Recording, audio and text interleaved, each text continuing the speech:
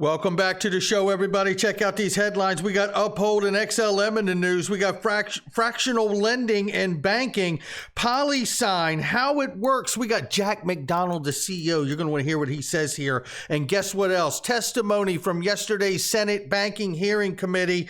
Oh my, oh my. And the most disturbing testimony wasn't even about FTX. We got that and so much more. Somebody roll that beautiful intro.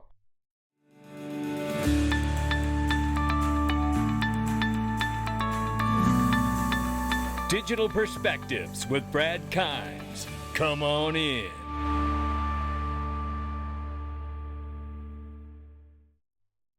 Welcome back to the show, everybody. You can follow us on TikTok, YouTube, and Twitter for exclusive content. Right now, $913 billion market cap for crypto. We're up 1.5%. Good morning, everybody. Bitcoin, 18,000, slightly over.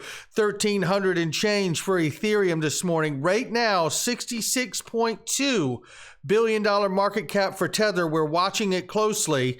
It was at 68 billion just a couple days, 68.7 to be exact, just a couple days ago. Well, we got something for you today you're going to want to know about, and it is quite chilling, to be honest with you. 39-cent XRP right now. We'll keep an eye on it. Ladies and gentlemen, the new ledger Stacks. I pre-ordered it. Did you? I got a link for it underneath the video. Don't mess around and click it. Get the best deals from the sponsor. Click the link. You know it's a trusted, vetted link underneath of that video. Coin Tracker is another one very quickly. It's tax time, ladies and gentlemen, and we're going to have Clinton Donnelly make his rounds for us. Let us know what to really pay attention to this year. He's the foremost tax authority on crypto. Click that link and check out Coin Tracker because it helps people like Clinton help you. You can get the Coin Tracker app and track your portfolio. It is a huge help for anybody, whether it's you or an accountant doing your taxes. It is a must-have. Link underneath the video. Right now from ProCoin News, give them a follow. Uphold says XLM is now a tier 3 asset, ladies and gentlemen. This means you can now buy, hold, sell, and deposit, withdraw, and send from the Stellar network. This is fantastic. It also says here, you asked, we delivered, and also the 65-day cooldown period for new ACH deposits is now down to 4 days.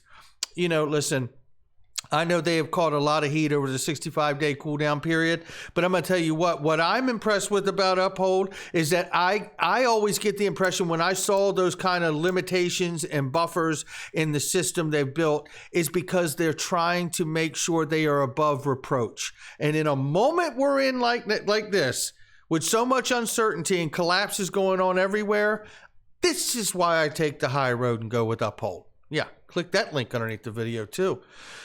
The best definition in 45 seconds that you're ever going to get on fractional lending and banking system. I'm telling you, this is remarkable. Shout out to URA Security here for this one. Take a listen. That money for transactions. I'd go back to the safe house. I'd give them their note. They'd get their gold. They'd update the note and you'd go back out to the market. And over time, they stopped going back to the safe houses to get the gold and they just started exchanging the notes in the marketplace. And those credit notes became the first form of currency. And then these safe houses started to become very organised and go, no one's coming back for the gold. We should loan the gold out. So they started loaning the gold out that wasn't theirs and charging interest for it. And then they became even smarter and they went, we don't even need to give out the gold. We can just write these notes of credit. So we're not even giving out the gold. We're just giving out these notes of credit. And that became the basis of what we refer to as fractional reserve lending. Now, let's take a step back for a second. Let's say I started loaning you money that I don't have and charging you interest for it. What would that be called?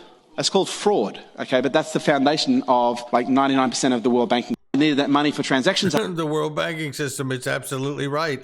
There you have it, ladies and gentlemen. It also explains very clearly kind of what was going on with FTX too, right? In a smaller way, but still just as damaging. Now, I'll tell you what, let's look at some exciting news for a second here. Now, you know that if you're accredited, you can get PolySign on link too. Now, I'm going to show you this, and then I'm going to show you something after it that Let me just let Jack McDonald tell you what's going on here. Let me get it right about here is where the conversation gets really going to what we want to touch on today. PolySign CEO Jack McDonald explains how the company facilitates the transfer of wealth via its atomic settlement layer in order to support democratization of finance. Oh, all right. Now that's where we're going. And by the way, this atomic settlement layer created by the same co-creators of the XRP ledger, David Schwartz and Arthur Brito, over here at PolySign. Let's keep that in mind too. Want to be global, but from an asset class standpoint, really be able to support the democratization of finance by bringing all those different marketplaces together. And we have a very narrow but extremely important role to play there, which is to solve for the dilemma of who's going to go first. You're over at Forge trading pre-IPO companies, and I'm over at Securitize trading KKR funds. We don't know each other. Right. And so how are we going to solve that lack of trust for who goes first? I can say, Rhett, why don't you send me the shares in SpaceX, and then after I get them, then I'll send you the shares in the KKR fund. You say, actually, Jack, I have a better way. Why don't you send me the KKR shares first, then I'll send you the SpaceX. Essentially, what we're doing on this blockchain-powered settlement layer is taking attestations or memorializations of what exists on my side and at your side. So you use, let's say, Carta as a cap table management company, and we're able to attest to the fact that you have 100 shares of SpaceX held in your name, unencumbered. The company has waived their ROFR, free and clear to trade, and we lock that. And then you come over to me over at Securitize and you do the same around my KKR. And when all of those preconditions are met, what we allow for is the instant, and atomic means a pass fail. So either both sides succeed or both sides fail. And then instantaneously, the shares have been delivered bilaterally. So I have your SpaceX, you have my KKR, and then Carta, in that example, will update their cap table over at SpaceX to show that Rhett owns 100 less shares and Jack owns 100 more. Due to the very nature of blockchain, that's a highly secure, immutable record of that transaction, and importantly, of all those different preconditions that were met. I mean, that is remarkable to me. And I have been asking this question for quite some time, and this is why I'm so excited about it. Now, listen, I understand PolySign is new, but remember back in the day, their website used to say, built to scale into the trillions. That's what this is built for. Well, what he's describing, again, created by co-creators of the XRP ledger, which has been working great for over a decade. Shout out to David Schwartz and Arthur Brito there. You know, I can't help but think that this sounds a lot reminiscent to DTCC. Depository Trust Clearing Corporation is the process that I'm under the impression that he is describing for capital markets. And it sounds like to me what he's describing is that they have built and designed a more efficient way of doing exactly what the DTCC does. Now, the DTCC does more than $2 quadrillion worth of settlement of these kinds of products every year. Are they going to work in tandem? Should I see this the same way that I see RippleNet as a more evolved version of Swift, because Swift is just messaging and RippleNet does so much more, including settlement, not just messaging? All I can tell you is, it sounds a lot to me like what he's describing is a more efficient process with atomic settlement layer of what DTC does, right? So we'll see, but I can tell you at my house, I am trying to get as much PolySign as I possibly can. You have to be accredited, obviously. There's a link for that underneath the video. I don't know what else to say. You know what I mean? That's how I understand it. So that's kind of the way I'm rolling with it for now. But anyway, we got to pay attention to this too, ladies and gentlemen, because the world is changing fast, and U.S. Senator Elizabeth Warren is trying to do her best to make sure she stifles the digital asset space as much as possible. That's what she's trying to do here. KYC self-custody Bitcoin wallets surveil users and crack down on privacy tools. Take a look at this. Ryan Sean Adams reminds us here that this bill from Elizabeth Warren and Roger Marshall here is the most significant attack on digital freedom I've ever seen, he says. It turns validators into money service businesses. It bans financial privacy. It turns America into a full-on surveillance state. This is how Western democracies die. And I do want to highlight that he is right in what he's saying here about the approach. Cryptocurrency miners, validators. We went through this originally back with the bill that was going to be tucked in. The crypto bill was going to be tucked in. They messed it up, and the language. They're hung up in the same place here, right? It fascinates me too. If you look at it from the political angle, right or left, and look, I'm an independent, so I'll take shots at both sides. But today it's Elizabeth Warren's turn. Democracy, your body, your choice. But you know what I see her saying out here with this bill? I want to know every single thing you do, and freedom ain't got a shit to do with it. That's what I hear her saying. She's also pointing to Treasury regulations, which we have talked about here ad nauseum, which would include an entity like FSOC. This is what we're talking about. And here's an exchange very quickly right here of Elizabeth Warren talking to Kevin O'Leary. Well, you need to hear these highlights. You're going to want to hear all of these. So, Mr. O'Leary, I know that you are a big supporter of crypto, even after you lost $10 million in FTX's collapse. And made 15 but to you are work an for him. experienced investor. So let me ask you, do you believe that the potential benefits of crypto are so promising that we should accept weaker anti-money laundering rules and weaker compliance from crypto firms than we require from banks, from brokers, and from Western Union? No, I think we should apply the same regulatory structure that we apply to existing trading of stocks and bonds on exchanges tied to broker-dealers. That is not complicated. It's already been implemented in other countries. And I take issue, Senator, with your concept that it makes it easier to do money laundering. Currencies have been used for drug trafficking since the 60s in the American dollar, when it was thrown out of a Piper aircraft in a duffel bag. The American dollar is also used by bad actors all the time. Mr. O'Leary, I appreciate your point that everyone tries to engage in money laundering. That's what terrorists do. That's what drug dealers do. And that's what states like Iran and North Korea have done. The only point I'm trying to make is, should the same rules against money laundering apply to crypto in the way that they apply to banks, to stockbrokers, to credit card companies, to Western Union? And I think your answer to that was yes. Is that right? No. Mr. O'Leary, you have 30 seconds. Keep your answer short. It's not yes. I'm just saying, if you know your client rules on both sides of the transaction and use a crypto such as USDC that is regulated, you solve this problem, Senator, overnight. Well, Absolutely you do. He's actually right about that, but he's wrong about this. Listen to what he says to Senator Pat Toomey here. I do believe FTX failed.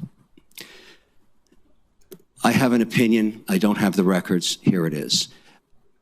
These two behemoths that own the unregulated market together and grew these incredible businesses in terms of growth were at war with each other. And one put the other out of business intentionally. Now, maybe there's nothing wrong with that. Maybe there's nothing wrong with love and war. But Binance is a massive, unregulated global monopoly now. They put FTX out of business. Oh boy, this is an untruth. This is a spin, is what this is, right? Kevin O'Leary's attempt to spin the narrative that FTX was put out of business by Binance. He's literally trying to put a bullseye target on the back of Binance, right? At the same time that he deflects and spins the narrative that FTX was a victim of Binance, when the truth of the matter is the new CEO, John Ray, who oversaw the bankruptcy and debacle collapse of Enron, now overseeing the FTX debacle, says without a doubt, embezzled customer cash. FTX embezzled customer cash. CNBC lie. And lie is a strong word, and they lie. Right? Kevin O'Leary lies. Because the new CEO is looking at all the evidence right here, and he says it is no doubt that FTX was embezzling customer cash. That's what happened. They don't want to be associated with it, so they're trying to spin the narrative because Kevin doesn't want to be associated with endorsing a criminal operation. And he knows damn well what they were doing. But that isn't the most disturbing thing that went on in yesterday's hearing. No, this 23-second clip should make the hair stand up on the back of your neck. Take a listen. Well, sure. So Alameda is Tether's biggest client. That's according to reporting from Protos from last year. Really? Supposedly, Alameda purchased, I believe, $36.7 billion worth of tethers.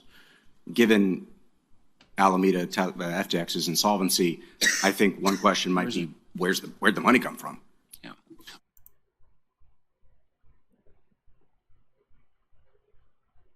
I'm going to play it again. Listen closely. Well, sure. So Alameda is billion Tether's biggest client. That's according to reporting from Protos from last year. Supposedly, Alameda purchased, I believe, $36.7 billion worth of tethers. Given Alameda, FTX's insolvency, I think one question might be, where'd the money come from? Yeah, that's a great question. Sure. So Alameda, right? That's a great question. 36.7. Let's just call it half of the 66.2 billion that's showing on this chart.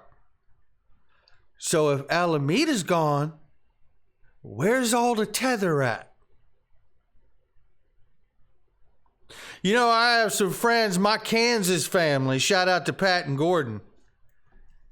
Well, I love them. They have a song that they sing together all the time, and I love it. It's called Where'd the Money Go?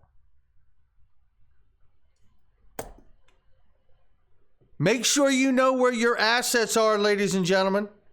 And shout out to BitBoy right here. I was a guest on his show yesterday, and I tell you what, it was a blast.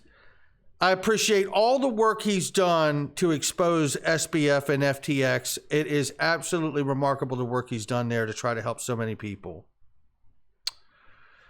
Listen to this quick clip in exchange right here where I was sharing with Ben about pre-allocated XRP. I hope he picks this up because it is confirmed. We just don't know how much XRP was actually allocated in option contracts and to whom. And it is speculative, right? But it is like an ultimate goal kind of thing.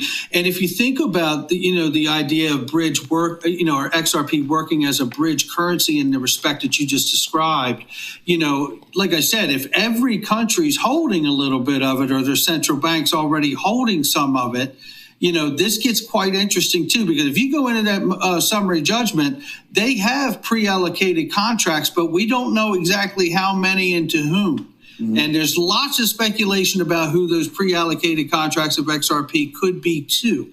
And it gets quite interesting if we get clarity and then aliens? We find out. What's that? Or some of these contracts could possibly aliens? Well, how about central banks? Oh, right? Okay. Well, those are people. Okay.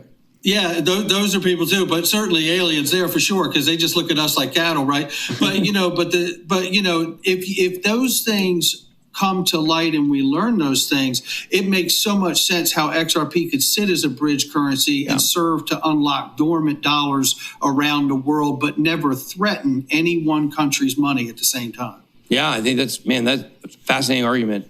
I think ultimately it aligns with the wholesale CBD narrative that I've been told a long time ago, where things are going. That when I started kind of looking into XRP and giving it a fair shot, that was some stuff that came to me that was like, oh, that actually makes sense. Again, shout out to BitBoy for all he's done for FTX and having me on his show yesterday. It was a great experience. I hope we get to talk again when there's more that pops out in the case. I know a lot of people are curious whether today may be a settlement or not, or some kind of a ruling from the SEC versus Ripple case. I don't know. I'm prepared for this thing to go to distance. But if they wanted to wrap it up today, I wouldn't be upset about that either, as long as whatever comes down the pipe in the way of a ruling doesn't affect the full-scale intended use of XRP. That's going to do it for me. Not financial advice from me, Ben, or anyone else. It's just my digital perspectives. I'll catch all of you on the next one.